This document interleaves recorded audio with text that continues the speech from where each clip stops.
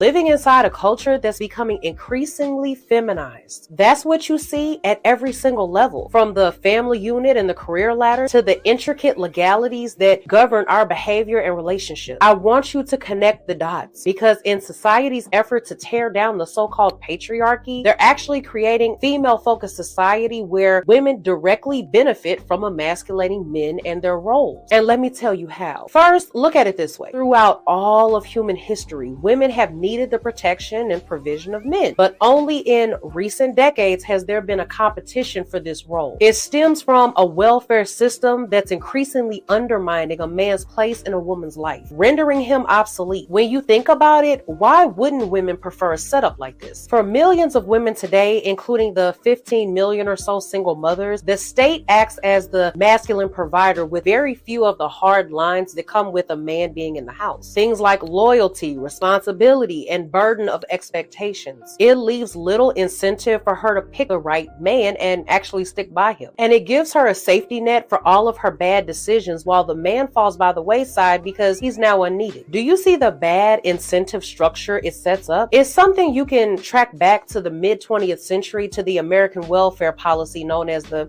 man in the house laws. It was a straightforward measure used by the government to determine who morally qualified for welfare benefits. The question was, is there a man in the house who can provide financially? As you can imagine, the men in impoverished and desperate households faced one of the most humiliating choices ever. Find a way to make ends meet no matter what, or split from their own families so they qualify for government welfare benefits. Men had to make the hard decision to leave their homes and families so the government could then step in and provide. I can't imagine how emasculating that must have been for the man. Being disposed of from their natural role as men and letting a government then step in and provide for their family instead. Imagine how hard it was for the man to almost act like that he didn't even exist. All while their women still had a solid provider in the form of a government check. You'll rarely hear about this in today's feminist reading of history, but the laws show us how women benefited from gender stereotypes because they themselves were not expected to be the providers.